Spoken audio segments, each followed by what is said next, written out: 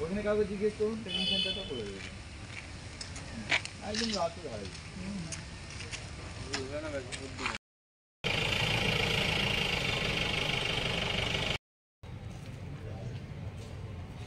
Just 4-5 second আগে কাজটা হয়ে যাক, তারপর পরে খাবো না।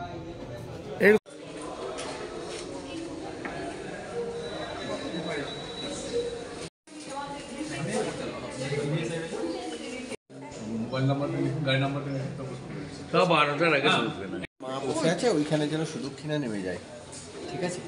হ্যাঁ হ্যাঁ, ও ডাক্তার দেখাবে, ঠিক আছে। রিডিং নেই, কিন্তু আমরা স্টেট থেকে যেটুকু ভালোভাবে শুনেছি সেটা হলো 31শে জানুয়ারি লাস্ট। এবার সেই প্রোফাইল আপডেশন হলো বেসিক প্রোফাইল, যেটা হলো আমাদের আমি একটা লগইন দিয়ে দেখিয়ে দিচ্ছি। জিপির ক্ষেত্রে বলছি, কোন সংসদে তিনি জিতে এসেছেন সেটা লাগবে, লিখে এন্ট্রি করতে হবে। এবার কি কি আমি মোটামুটি করেছি, টাইপ বাংলাতে মোটামুটি টাইপ করার চেষ্টা করেছি, কি কি করতে হবে। না আনটাইট আমি বলে দিই, বুঝিয়ে দিচ্ছি। ধরুন 15 ফিনান্সে আমার এই 25% পূরণ করা যাবে। তার মানে আমি যদি ভাবি যে মানে ওই 25% 5 লাখ টাকা পূরণ করতে গেলে আমাকে 15 ফিনান্স থেকে 3 লাখ টাকা, 50 এসএফসি থেকে এখানে প্ল্যান উঠবে ওন ফান্ড, এখানে প্ল্যান উঠবে আরো যদি কোনো স্টেট ফান্ড থাকে সেটা। এটা জিপি এবং পিএস এর ক্ষেত্রে বোধ। কিন্তু আমরা যেহেতু ইগ্রাম সাহায্যে 15 ফিনান্সটাই তুলি, সেই জন্য আমাদের কনসেপ্টটা হলো 15 ফিনান্সের উপর বেশি জোর আছে। মানে আমাদের প্ল্যান বলতে 15 ফিনান্সটাই বেশি মানে মাথায় হিট করে। কিন্তু এর কস্টিং বেয়ার করবে অন্য ইয়ে, মানে ধরুন এমপিল্যাটের জন্য আমি কোনো বিপিআরপি থেকে প্ল্যান ধরলাম, এমপিল্যাটে দেখাচ্ছে আনটাইম। তাহলে আমরা যখন এন্ট্রি করব কোন ডেনটা টাইমের মধ্যে ইনকর্পোরেট হবে আর কোন ডেনটা আনটাইমের মধ্যে ইনকর্পোরেট হয়েছে সেটা কিন্তু খেয়াল রেখে এন্ট্রি করতে হবে। এইটা কিন্তু খুব ভাইটাল না, এটা নতুন আছে। পিএসজিপি দুটো ক্ষেত্রে, পিএসজিপি দুটো ক্ষেত্রে এখন আপাতত বলেছে, তারপর জানি না কি চেঞ্জ হবে। মানে এটাই ফাইনাল আপাতত। যে তিনটা আমরা সংকল্প নিয়েছি সেটা তো এই বছরে 100% পূরণ হয়েছে এরকম নয়। আমার ওই থিম থেকে যখন 100% আমি পূরণ করে নেবো, ওইটা কিন্তু আমার করতে হবে।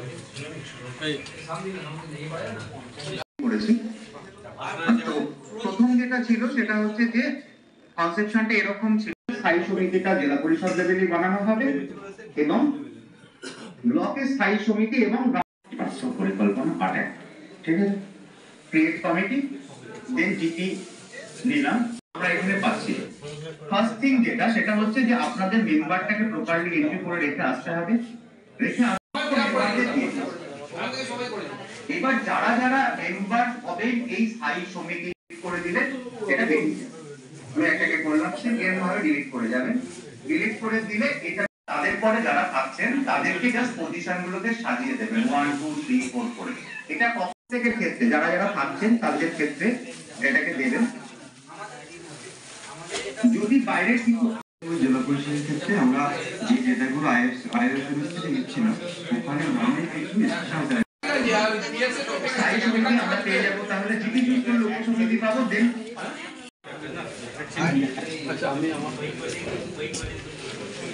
যাদের এখানে পাওয়া যাচ্ছে না অথচ অ্যাড করতে হবে, সেই ক্ষেত্রে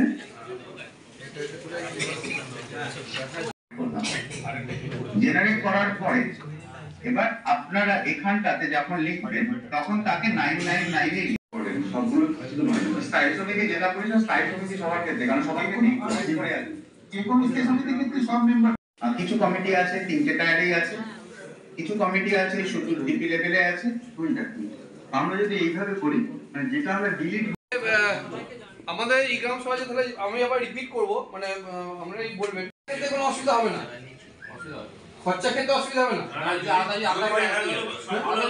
আলাদা করলে জিওটা কিন্তু অ্যাকশন সফটওয়্যার এন্ট্রি মানে আসছে না, বা জিও এবার হঠাৎ করে ইলেকট্রিক বিলের সব চলে এলো। আমি বলে দিচ্ছি যেগুলো আছে। ইলেকট্রিক বিলের জন্য আলাদা অ্যাক্টিভিটি রাখতে হবে, সোশ্যাল ওয়ার্কের জন্য অন্তত 1 লাখ টাকা প্ল্যান ধরতেই হবে এবং কমিটি ফরমেশন করবে। এই ক্ষেত্রে আমি এটা আবার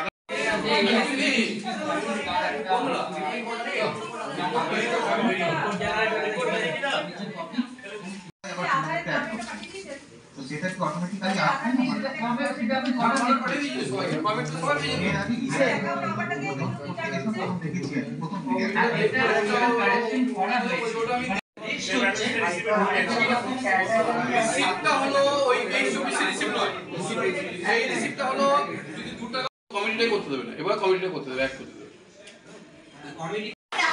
আমি একদম খোলাখুলি বললাম। এমনি বাজার একজন আছে। পুরোটা জানতাম না, হয়তো কাগজে দিচ্ছে না, হয়তো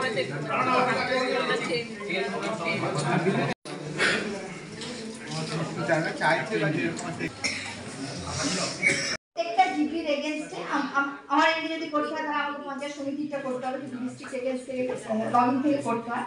তাহলে ব্লক লেভেলে যারা আছে বা এক্সটেনশন অফিসার, যদি জিপি লেভেলে অফিসার নাও থাকে, ব্লক লেভেলেই যারা আছে তাদেরকে ট্যাগিং করে রাখবেন। এক্ষেত্রে মোবাইল নাম্বারটা রিপিট হলে কোনো সমস্যা হয় না ফ্রন্ট লাইন ওয়ার্কারের।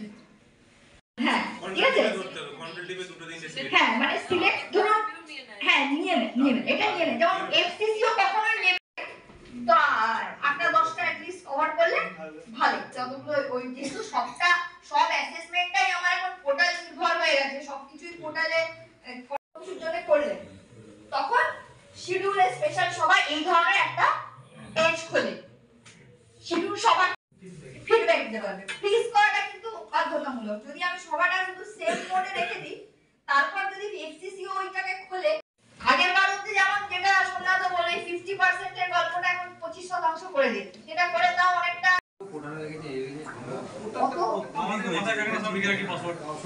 হ্যাঁ অবশ্যই